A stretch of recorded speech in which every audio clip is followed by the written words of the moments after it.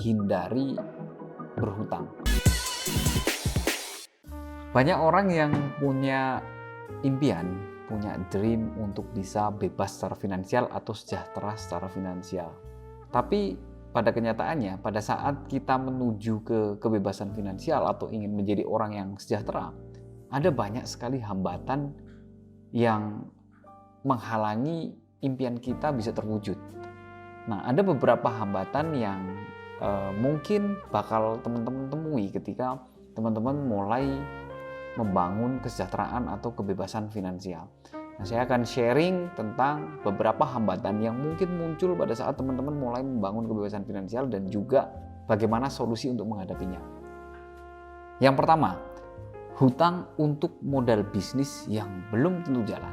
Nah, ini banyak sekali orang yang pada saat dia baru mau memulai membangun bisnis, bahkan baru hanya sekedar ide, mereka dengan leluasa mengambil hutangan untuk menjalankan usahanya.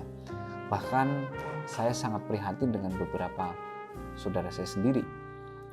Mereka memulai membangun usahanya, mulai membangun bisnisnya itu dengan modal hutang. Padahal dia sendiri belum memiliki usaha yang sudah jalan. Nah, pada akhirnya dia harus mengalami kebangkrutan. Kenapa? Karena pada saat usahanya dibangun, baru setengah perjalanan, mereka menemui beberapa masalah yang akhirnya mereka tidak bisa membayar cicilannya, akhirnya rumahnya pun sampai disita.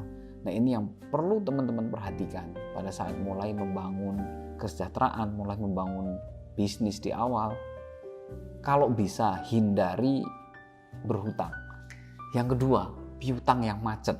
Jadi banyak sekali pelaku usaha yang pada karirnya mulai membangun bisnis, bahkan yang sudah berjalan sendiri, mereka memiliki piutang yang tidak bisa tertagih.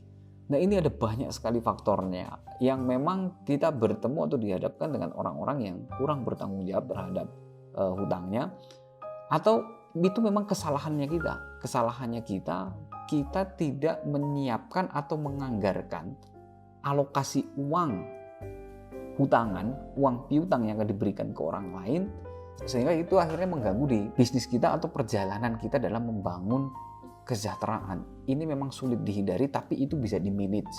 Dengan cara apa? Dengan cara kita memang menyediakan cash di rekening kita, uangnya kita itu terpisah. Uang-uang yang memang akan digunakan untuk pengembangan ataupun investasi, kita bisa langsung mengalokasikan di investasi atau di dana pengembangan yang memiliki likuiditas tinggi. Jadi kita hanya menyediakan cash yang sangat terbatas untuk memenuhi kebutuhan hidupnya kita.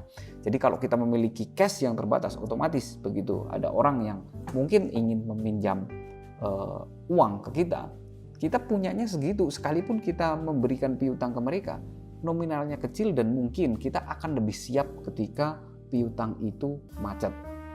Poin ketiga, gaya hidup yang konsumtif. Nah, biasanya kita begitu mulai memiliki dana yang lebih besar dari biasanya, kita akan tergoda untuk membeli hal-hal yang sebenarnya itu bukan kebutuhannya kita, itu hanya keinginannya kita. Tapi karena ada dananya, akhirnya kita dengan begitu mudah membelanjakan, membeli hal-hal yang sebenarnya bisa ditunda atau diganti oleh barang lain, diganti dengan menggunakan barang lain. Ya, saya sendiri pernah mengalami atau pernah melewati masa seperti itu. Jadi karena punya uang yang cukup longgar, begitu belum saatnya ganti motor, belum saatnya ganti mobil atau membeli mobil, tapi dari pengalaman itu akhirnya saya pikir itu salah satu faktor yang saya kesulitan untuk mengakumulasi uang yang nantinya akan saya investasikan. Jadi kita perlu menghindari gaya hidup yang sifatnya konsumtif. Dengan cara apa? Teman-teman perlu memisahkan. Setiap teman-teman memiliki pendapatan, teman-teman perlu membagi. Misalkan untuk memenuhi kebutuhan hidup berapa, untuk berinvestasi berapa, dan untuk anggaran senang-senang berapa. Nah, ini penting sekali. Anggaran senang-senang itu kayak self rewardnya kita. Jadi kalaupun kita mau membeli hal-hal yang sifatnya konsumtif, kita bisa cek ada nggak dana untuk senang-senang, dana untuk dibelanjakan ke hal-hal yang mungkin sebenarnya tidak terlalu penting, ada nggak? Kalau misal ada, ya silahkan, itu bisa digunakan sebagai self reward. Tapi kalau itu nggak ada, kita nggak akan menggunakan uang-uang yang sebenarnya bisa digunakan untuk investasi ataupun untuk pengembangan atau untuk kebutuhannya kita. Jadi uang yang kita gunakan adalah uang yang memang sudah kita sediakan dari awal untuk hal yang sifatnya senang-senang, hal yang sifatnya konsumtif. Kemudian yang poin selanjutnya adalah salah mencari partner. Nah, ini pengalaman saya. Walaupun saya sudah belajar, sudah membaca beberapa buku tentang bagaimana cara memilih partner, ternyata tetap masih mengalami kesalahan pada saat saya memilih partner untuk berkolaborasi usaha. Nah, saya pernah belajar dari Pak Helmi Yahya, burung yang sama akan hinggap di dahan yang sama.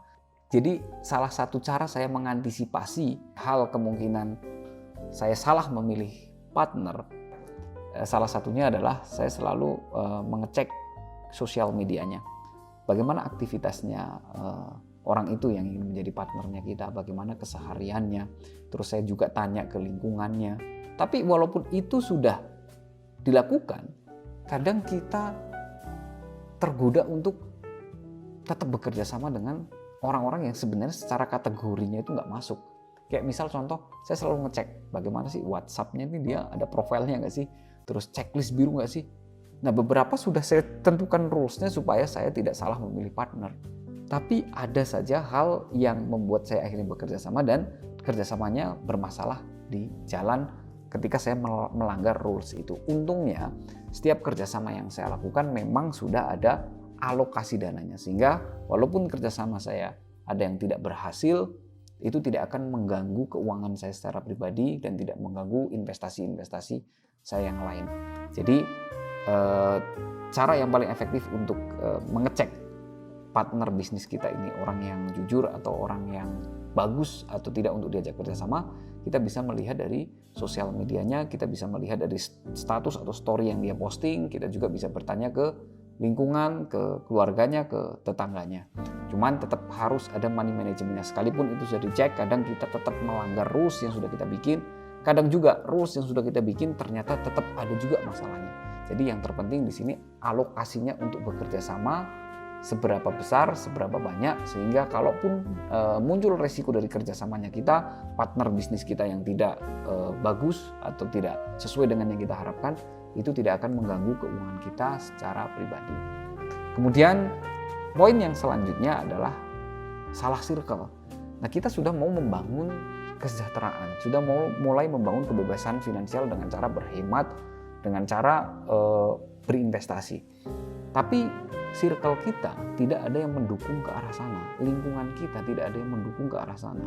Teman-teman kita semuanya bergaya hidup boros, bergaya hidup hedon, suka menghambur-hamburkan uang, dan ini akan sangat mengganggu proses kita pada saat kita mulai membangun kesejahteraan. Jadi penting sekali kita untuk mencari circle yang sevisi, circle yang sefrekuensi. Caranya kita bisa dengan apa? Dengan belajar sesuai dengan keminatan kita. Misal kita mulai belajar tentang investasi, kita bisa mengikuti forum-forum atau komunitas yang memang mempelajari ke arah sana.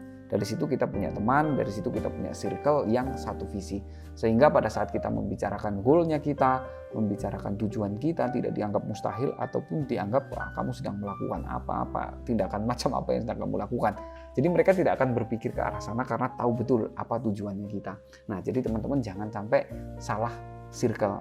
Kemudian yang poin selanjutnya adalah overconfidence. Di bukunya Ray Dalio yang berjudul Principle, salah satu yang bakal menghambat karir kita atau tujuan keuangan kita itu karena kita terlalu percaya diri dengan keputusan yang kita ambil.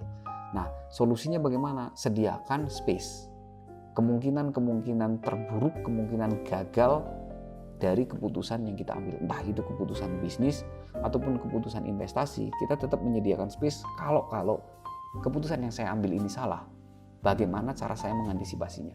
Nah, dengan seperti itu, kita akhirnya di situ tidak berspekulasi.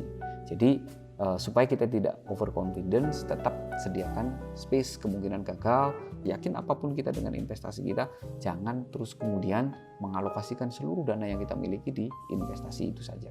Nah, itu 7 poin yang mungkin bisa dijadikan teman-teman sebagai referensi cara menghadapi kesulitan atau hambatan yang mungkin nantinya muncul pada saat teman-teman sudah mulai kepikir untuk membangun kebebasan finansial. Nah, semoga videonya bermanfaat. Kalau teman-teman punya cara lain, silahkan share di kolom komentar supaya kita bisa saling belajar.